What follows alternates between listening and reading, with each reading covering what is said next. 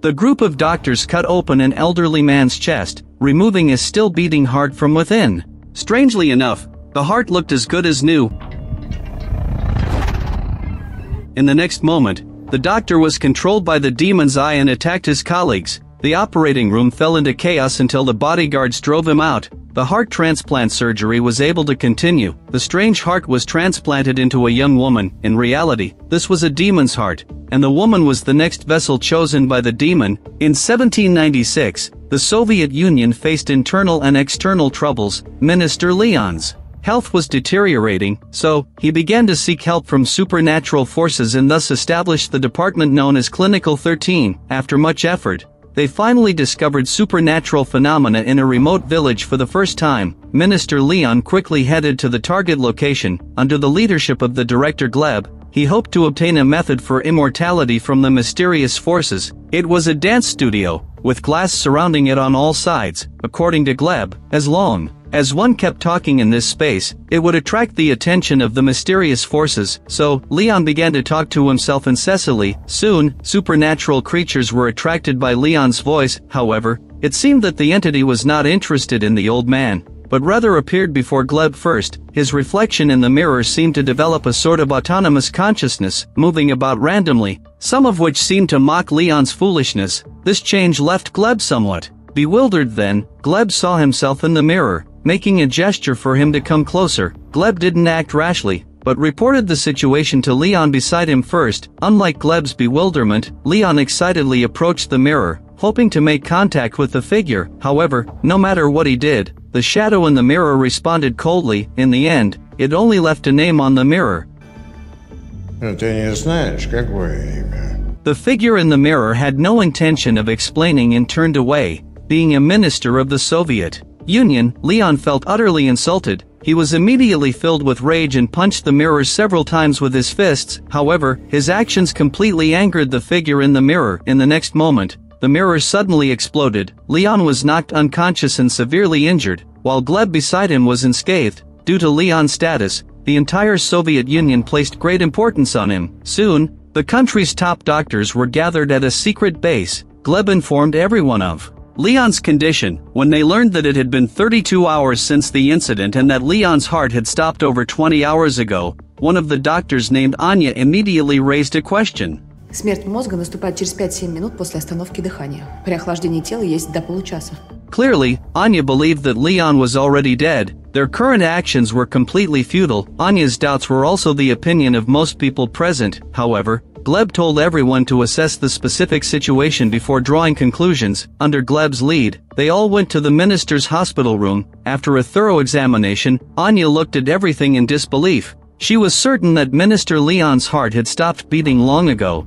But when Gleb lifted Leon's eyelid, he was astonished to find Leon's pupils still moving. This indicated that he had not entered brain death. In addition, Leon's body temperature had not dropped. The current situation was far beyond what she had learned before. Gleb also recognized the absurdity of this situation and invited numerous experts to discuss treatment plans again. Only Dr. Mara was left to care for Leon. However, this decision nearly caused Leon to die, because after seeing everyone leave, Mara took advantage of the guards' lack of vigilance to launch a surprise attack. Surprisingly, she didn't knock him unconscious, but instead recited a few incantations to make the guard fall into a deep slumber. In fact, Mara's true identity was a demon host. She was well aware that Minister Leon's current state was one of demonic possession. The real Leon had long since died. Once the current demon fully occupied the body, it would inevitably result in unimaginable losses. Mara immediately decided to kill Leon, so she turned off the ventilator beside her. However,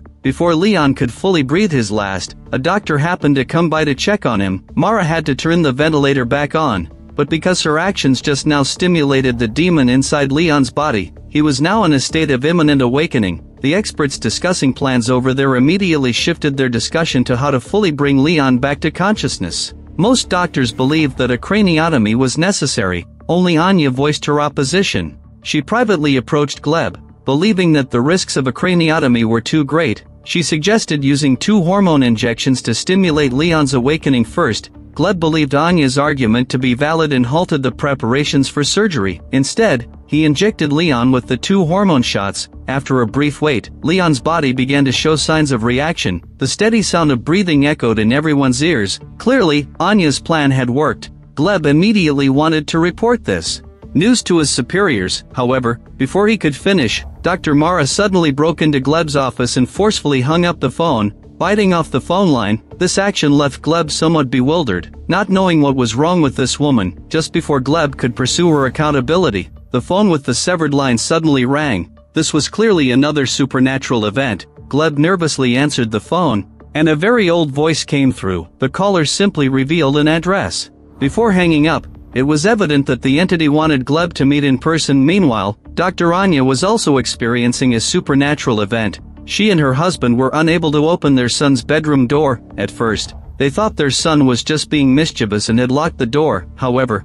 when her husband Ivan forced the door open, they found no trace of their son inside. Gleb ultimately decided to go to the cabin indicated by the voice. There, he encountered an old man. The old man made 2 demands. First, he wanted access to Gleb's Clinical 13. Secondly, he wanted to find a new host for the demon inside him, and specified that it had to be Anya's body. As for these 2 demands, Gleb had no authority to decide on the second one. However, the old man was well prepared. He claimed that Anya's child was now in his possession. If Anya didn't agree to his terms, she would lose her son forever. Gleb solemnly agreed to the old man's request. Then he suddenly woke up.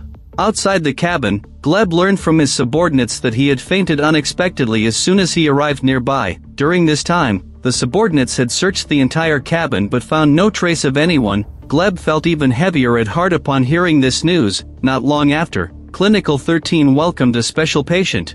This person was a former leader of the higher-ups in Clinical 13 and held a very esteemed position. Of course, he had another identity, as the demon that had previously made a deal with Gleb. Under his cunning scheme, the old man was coincidentally hit by a vehicle from Clinical 13. As a result, he was sent to Clinical 13 for emergency treatment. Gleb knew that this guy was here for a transaction. After the old man arrived at Clinical 13, the first thing he did was request to see Anya. Gleb wanted to stop him, but was stopped by his superior Mighty, because the fact that there was a demon inside the old man had already been known to the Soviet authorities. Now that they saw the old man was about to pass away, the higher-ups still wanted to collaborate with the demon inside him. Thus, they were keen to help the demon find a new vessel. However, there were some discrepancies regarding the choice of vessel. The Soviet authorities believed that the demon should be kept under their control, so they selected a warrior named Ilya to serve as the old man's replacement. But the demon inside the old man had already chosen Anya as its vessel. The Soviet authorities were unaware of this fact and didn't treat the request to see Anya as a significant matter. Shortly after, Anya was brought before the old man. He requested that only Anya remain in the room. Gleb was somewhat unwilling, but in the next moment, his nose began to bleed. This was clearly a warning from the demon inside the old man. Once only Anya and the old man were left in the room, the old man finally explained his intentions. The old man claimed that after his death, he would transfer the demon's heart to Anya. As long as she willingly accepted, she would be able to hear her son's voice after the surgery. In order to see her son again, Anya agreed to the old man's demands. At this moment, Ilya was still unaware that he had lost the chance to inherit the demon. He intended to go in and talk to the old man about the details of the demon's heart inheritance process. However, as soon as he entered, he was thrown out by a huge force. Ilya had no idea why this happened and could only leave. Not long after he left, he suddenly received a notification to prepare for a heart transplant surgery immediately,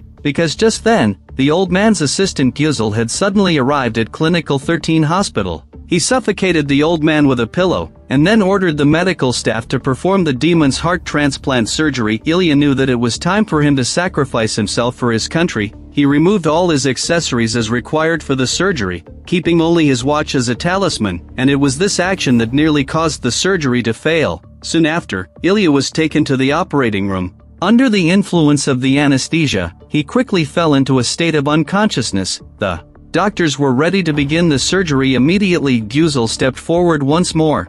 А что это? Мальчика выбрал? Как же это так?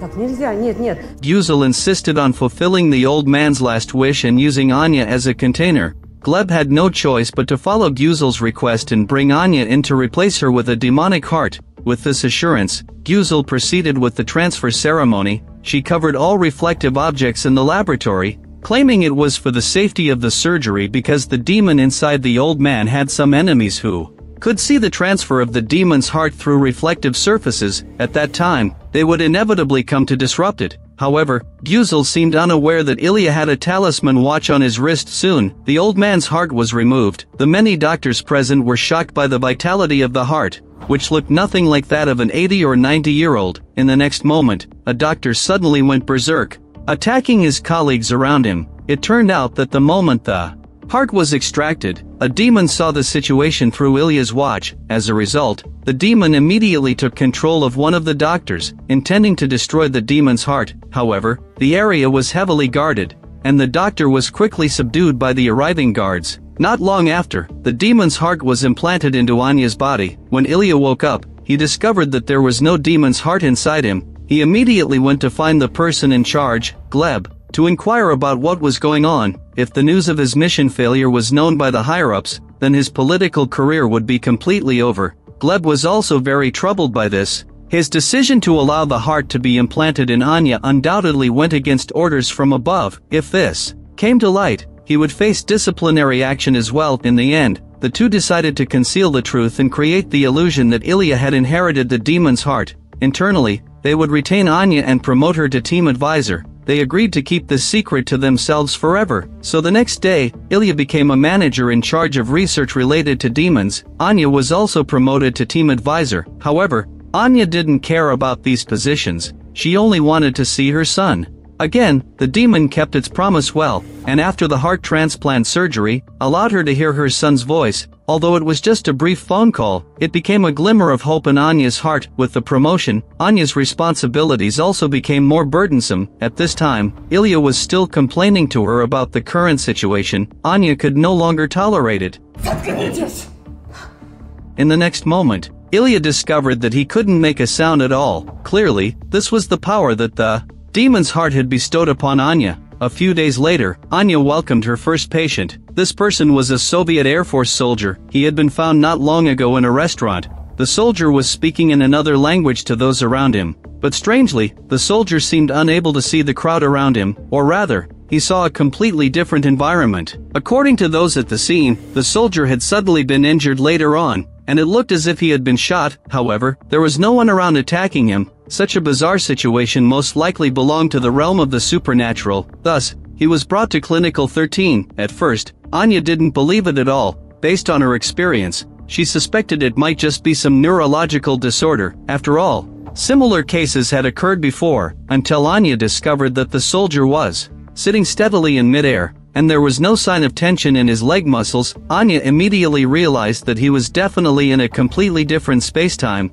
He was likely just some sort of projection now. This hypothesis was soon confirmed because a day earlier, a Japanese newspaper had suddenly published a photo of the soldier and claimed that he had landed a plane in Japan. If the news was true, it would mean that there were two of him on Earth. Immediately after, Anya also discovered that the soldier showed no reaction to various stimuli. Clearly, his consciousness was not present here. Furthermore, it was later confirmed that the language the man was speaking was Japanese. Now, there was only one question left. Why had the man created such a projection? After careful examination, a black object was found in the man's stomach. It looked like a mass of hairballs. Dr. Mara took just one look and understood the cause and effect. According to her, this black mass was actually a curse using human hair. The person who cast the curse didn't want to part with the man and used her own hair as a medium to eternally connect herself to him. Solving this was quite simple. All they had to do was find the person who cast the curse and have her untie the hair not to break the curse. According to Mara, the person who cast the curse must love the soldier very much. With this clue, they immediately identified the target as the soldier's girlfriend. Not long after, the woman was brought to Clinical 13. Anya informed her of the cause and effect. The woman immediately stated that she didn't cast the curse but was willing to try to break it. Then, the woman began to carefully untangle the intricate knots of hair. However, before she could untie any of them, the soldier began to convulse all over. Immediately after, the woman's nose began to bleed profusely. Mara quickly stopped the woman's action. From the recent reaction, it was confirmed that the woman was not the one who cast the curse. So who could possibly love the soldier so much?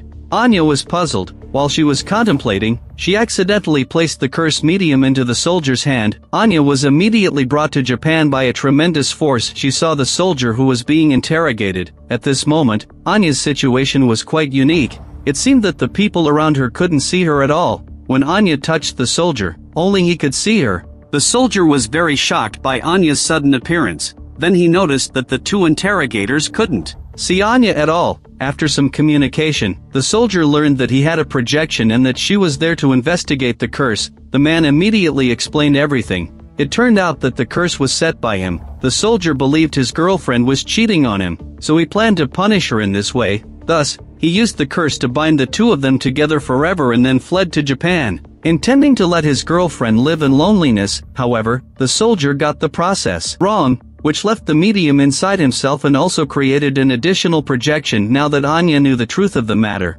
she also had a solution to the problem. In the next moment, she took the soldier back to Soviet territory. Due to the soldier's previous act of defection, he would face severe punishment. Several guards quickly took him away. Anya received praise from her superiors for successfully resolving the soldier's issue. As a result, she was promoted from advisor to a management position with real power. Moreover, she would be assigned an assistant. However, there was currently no suitable candidate. Meanwhile, Gleb brought in a file about a new patient named Evelyn. She was originally a staff member of Clinical 13, but not long ago, she suddenly exhibited symptoms of suspected demon possession. Evelyn had never touched alcohol, but now she had suddenly started drinking heavily. If anyone tried to stop her, they would be repelled by a special force. Clinical 13 was originally meant to study supernatural phenomena, and such a willingly presented subject would naturally not be easily overlooked. However, Gleb's thoughts went beyond this. He had some understanding of Evelyn's background. Now Anya happened to need an assistant. If possible, Gleb hoped to recruit Evelyn. Of course, the choice in this matter still lay with Anya. In response to this, Anya believed they should first clarify where the demon inside Evelyn had come from. Only then could they discuss other matters. Anya began various tests on the demon within Evelyn. However, what was strange was that no matter how hard Evelyn tried to provoke it, there was no response. This left Anya and the others at a loss. If the demon didn't reveal itself, they would have no way to identify it. At this moment, Anya came up with an idea. Some low-level demons react to the color red, so Anya appeared before Evelyn with a red flag. Sure enough, Evelyn showed signs of agitation and claimed that the red made her very uncomfortable. This way, they could narrow down the possibilities. Then Anya used the flag in her hand to provoke the demon within Evelyn, enticing it to reveal itself. This was to determine its type more quickly. Low-level demons would instinctively reveal their abilities easily. Seeing these characteristics, Anya was almost certain of the type of demon within Evelyn.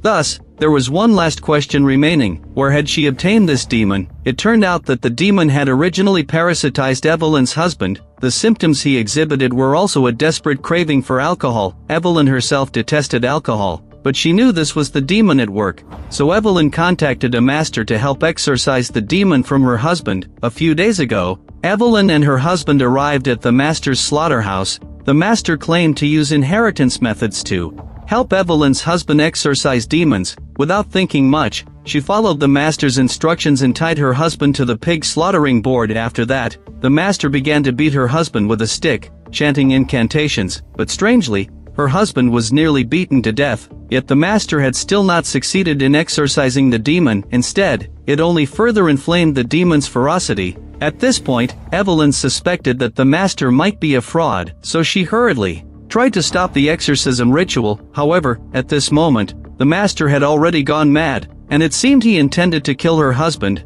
Evelyn quickly made up her mind and killed the master with a knife from the slaughterhouse, but even so, her husband was already on the verge of death due to his severe injuries. Before he died, her husband seemed to mumble a few words. Although Evelyn didn't hear clearly, she still agreed to whatever he said. In the next moment, her husband bit her. Looking back now, it might have been the demon transfer ritual. Since then, Evelyn also began to experience symptoms of alcoholism. Having learned the entire process, Anya believed Evelyn was a reliable candidate. She immediately sought out Gleb to discuss how to resolve the demon within Evelyn. Anya already had a rough idea: to use the demon's heart within herself to suppress the demon inside Evelyn and compel it to sign a new demon contract. This way, Evelyn would be able to control the various abilities of the demon without exhibiting negative symptoms like alcoholism, this was indeed the best solution available at the moment. Therefore, Gleb didn't express any objections. Anya immediately began to make preparations.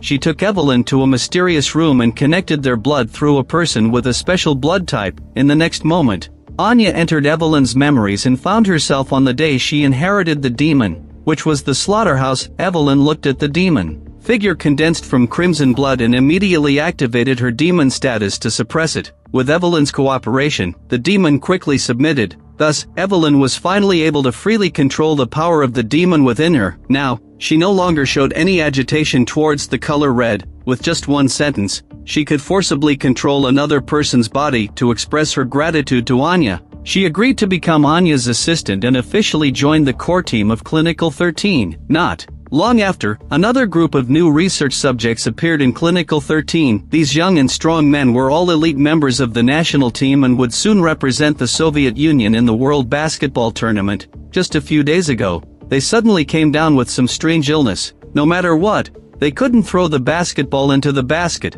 This left the head coach in a great deal of trouble. With their current condition, it was impossible for them to compete. This bizarre occurrence clearly exceeded normal logic. Therefore, the entire basketball team was sent to Clinical 13. After Anya received these players, she immediately conducted comprehensive examinations on them. As expected, no abnormalities were found. Then, she arranged for everyone to go to the basketball court for shooting demonstrations. Sure enough, as previously stated, they couldn't make a single shot. Even standing directly under the hoop, they still couldn't score. Anya pondered for a moment and took out a paper ball for the basketball players to try. The paper ball was easily thrown into the basket by them. This confirmed that these individuals simply couldn't put the basketball into the hoop. Other aspects were not affected. Such a strange symptom even left Anya a bit baffled. She could only check each one individually, but whether it was a curse test or a demon detection, no relevant traces were found. This further puzzled Anya. At this time, her assistant Evelyn suggested an idea. Я вообще не понимаю, что им нужно этим паразитам. Anya had no good solutions. She took the basketball team captain into the laboratory and conducted relevant tests, but he still showed no reactions. Anya truly felt powerless and reported the current situation to Ilya. Upon hearing this, it might be because a certain parasite had appeared in the basketball players' bodies, and that this parasite had special abilities to identify and interfere with basketballs. Ilya didn't believe it at all, and demanded that Anya must cure these players within 2 days, because at that time, they would be participating in an international competition. Anya truly had no way to treat them, so she began to have some other ideas. The reason for their urgency was simply to avoid the basketball players bringing shame to the country during the competition. Therefore, Anya planned to directly prevent these players from participating in the competition, compared to treatment. This was much simpler. Anya took the basketball team captain to a certain room and arranged for him to enter a circle of stones. In the next moment, the captain was hidden away in another space. Not long after, government officials came to look for the basketball team captain, stating that they were organizing the players to depart. However, Anya claimed to know nothing about it and allowed them to search the room at will. They also understood that Anya possessed the demon's heart and could use various supernatural methods to conceal a target. They would never be able to find him. The two officials left Anya's side in frustration and returned to the office to await punishment from their superiors. At this moment, the office phone suddenly rang. The caller praised the two for their brilliant decision, leaving them utterly confused. But upon learning the details, the two immediately went to thank Anya. It turned out that just moments ago, the plane that was to transport the players had a sudden accident. If Anya had not stopped the players from competing, the national team players would have likely perished. Upon hearing this, even Anya was taken aback. Now that the crisis of the plane crash was over, she gathered the players again and found that they had regained their shooting abilities. The players repeatedly thanked Anya. However, she was very aware that she hadn't actually done anything. Anya couldn't help but speculate that perhaps it was not a parasite but an angel. Since the incident with the athletes, Clinical 13 once again fell into a state of calm. Everyone clocked out on time every day. However, considering the nature of their work, they always performed some ancient rituals before leaving to prevent accidentally bringing certain things from Clinical 13 back to their homes. Today, it was the witch Turi's turn to conduct the ritual. Ilya had already become impatient with doing such things every day. so he skipped a few steps and left Clinical 13. It was this behavior that caused a monster to follow him out of Clinical 13. When Ilya returned home, the dog was the first to sense something was wrong. It barked furiously at Ilya. Seeing the usually obedient dog acting like it had gone mad, Ilya realized something was wrong. He first checked himself but found nothing amiss, so he assumed the dog must be the one in trouble. He hurriedly took the dog back to Clinical 13, claiming it might have been invaded by a demon, hoping Anya could help examine it. Upon hearing this request, Anya felt a bit troubled. Firstly, she was not a professional veterinarian and didn't understand the dog's condition at all. Secondly, even if she could use the abilities of the demon's heart, she was unsure if she could communicate with the dog. After a simple attempt, Anya confirmed that she couldn't communicate with the dog. Just as she was pondering how to proceed with the examination, a mysterious shadow suddenly appeared before everyone. The entity didn't directly attack them but instead snatched away the dog's food. In the face of this unfamiliar mysterious creature, Anya and the others naturally didn't act recklessly. At this moment, the witch Turi happened to pass by. She used a broom from the house and easily chased the creature away. This left everyone staring in astonishment. Later, they learned from Turi that this creature was a very weak demon, which people often referred to as a ghost. It was mischievous by nature and posed no real threat. As long as it was not provoked, the creature would hardly attack humans. In addition, the creature had a very strong sense of territory. If it believed that the area was someone else's territory, it would quickly flee. Sure enough, when Turi went out to search, the ghost had already vanished. Anya reported this matter to Gleb, along with some other work updates. During their conversation, some differences inevitably arose. This ended up attracting the ghost.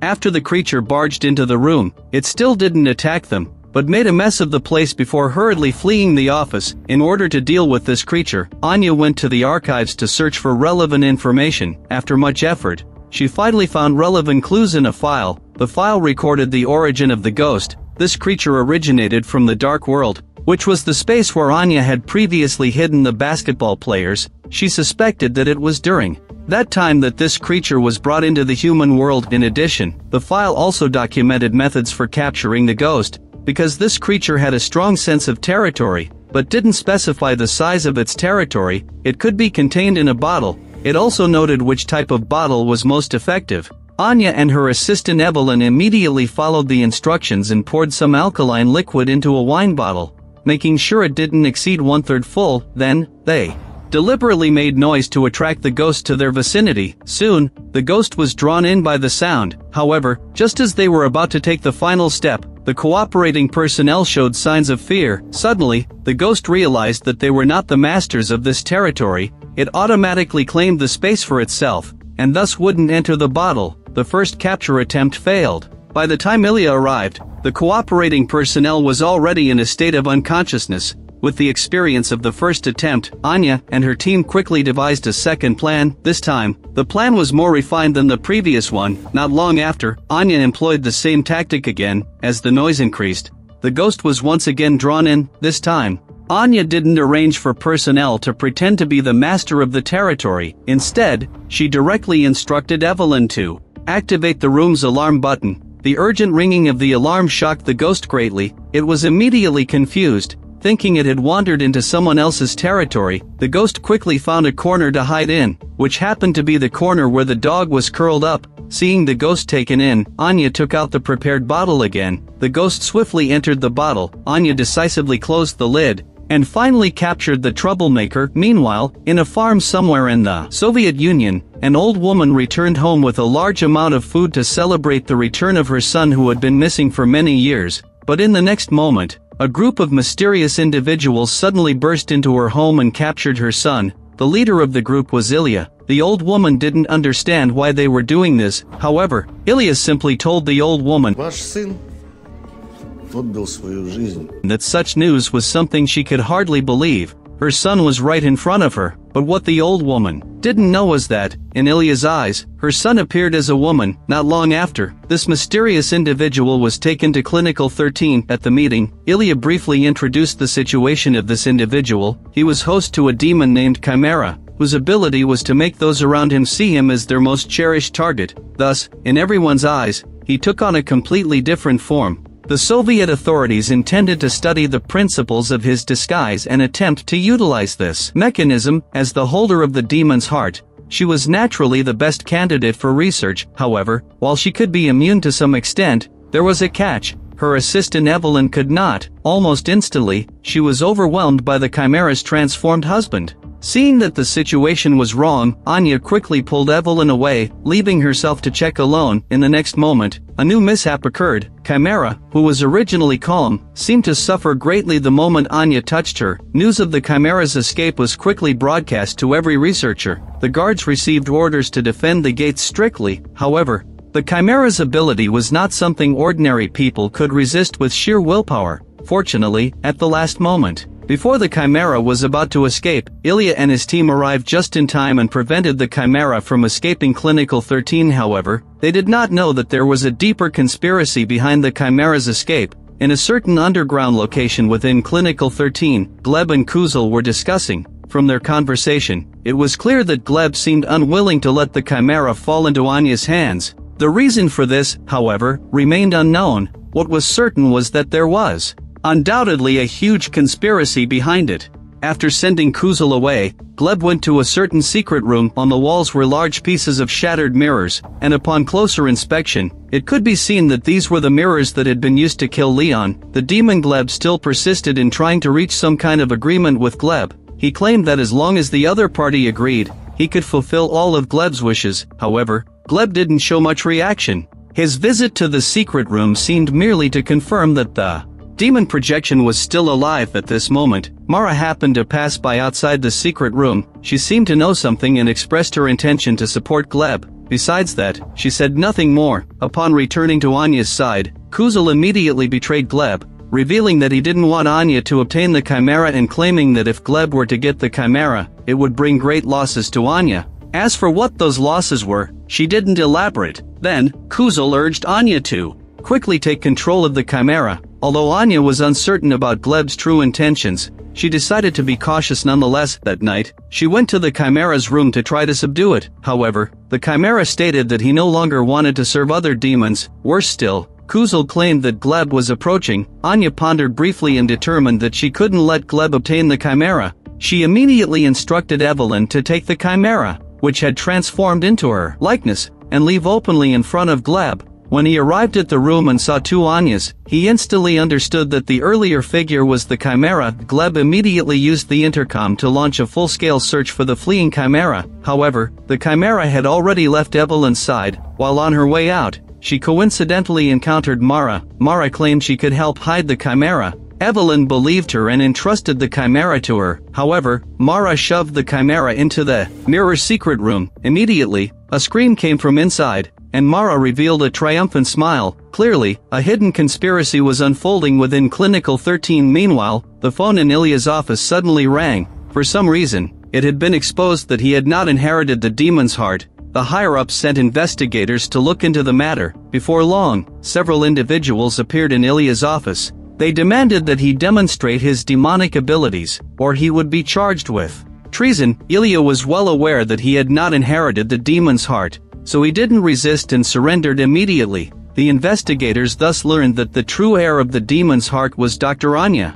At the same time, Anya encountered misfortune. Gleb suddenly possessed demonic powers and launched an attack on her. By the time the investigators arrived, Anya had already lost her breath. The investigators immediately drew their guns, warily watching Gleb beside them. However, Gleb showed no concern at all. Gleb arrogantly let the investigator leave and instructed him to inform the Soviet authorities that Clinical 13 was now under his control. He hoped to renegotiate the previous cooperation. The investigator, after experiencing the bizarre events earlier, dared not linger any longer and hurriedly fled the scene. Gleb was very pleased with his newfound power, and all of this was thanks to Mara. Previously, he thought he had completely lost the Chimera. His long-standing plan had collapsed, and then he suddenly heard that his mother had passed away unexpectedly. Under this double blow, Gleb developed the idea of borrowing demonic power. He went to the secret room and unexpectedly found that the Chimera was right there. However, it seemed to have been controlled by the demon in the mirror. Thus, Gleb became even more determined to harness demonic power. After that, he followed the mirror demon's instructions and pushed the Chimera's body into the mirror. Moments later, the back of the chimera appeared with many contract terms written in blood. After Gleb signed the demon contract, he immediately gained unimaginable power. However, the price was that his body was occupied by the demon. Anya's death was like a bomb that turned Clinical 13 upside down. Everyone began to entertain their own thoughts. Only Kuzul remained loyal to Anya, or rather, to the demon's heart. Upon hearing of Anya's death, she immediately began to plan how to resurrect Anya. First, she found Anya's husband, Ivan, and deceived him by claiming she could bring back his son. Desperate to see his son again, he fell for the trick. Then, Kuzul teamed up with another witch to cast a spell on Ivan. By the time he realized something was wrong, it was too late. In reality, this was a soul exchange spell. The two witches exchanged Anya's and her son's souls for the lives of Ivan and a certain baby girl. At this moment, Evelyn happened to witness this scene. Dissatisfied with Kuzul's actions, she boldly entered the magic circle to try to save Ivan and the others. In the next second, Evelyn found herself in a mysterious space and saw the soul of the deceased Ivan. Following that, Evelyn glimpsed some scenes of the future. She saw that she would become the new master of Clinical 13, and that the baby girl in Ivan's arms would have a significant impact on her future. Following the instructions in the vision, she rescued the baby's soul and took the girl as her daughter. In the real world at that moment, Ivan's sacrifice brought about Anya's rebirth. She immediately sought out the killer, Gleb, and, drawing on the demonic power within her, pulled him into a certain illusion. They battled using their demonic powers. After a fierce battle, Anya finally defeated Gleb, and the Gleb and Mara who sought to overturn Clinical 13 were all permanently sealed. The film ends here. As a prequel to the Russian fantasy suspense drama Clinical 13, Clinical 13 Origins shifts the perspective back to the Soviet era, with a stark political backdrop intertwined with supernatural thrills. It constructs a fable about power, sacrifice, and the alienation of humanity. This work continues the series' consistent hardcore style but shows greater ambition in its narrative dimension. By using the word origins, it reveals the tip of the iceberg of many mysteries from Season 1 while also posing new philosophical questions. Similar to the first season, this series still faces barriers for non-Russian-speaking viewers. The chaotic word order and semantic loss in machine-translated subtitles make key dialogues reliant on visual cues and performances for understanding, which somewhat affects the understanding of the plot. For example, the political puns in Soviet bureaucratic dialogues and the textual details of the demon contracts are often diminished in translation. Overall, Origins does not fully resolve the suspense from its predecessor but successfully expands the scope of the Clinical 13 universe. If a better translation version can be produced in the future, this work might gain a fairer evaluation in the international view. If you enjoy my channel, please subscribe to my channel.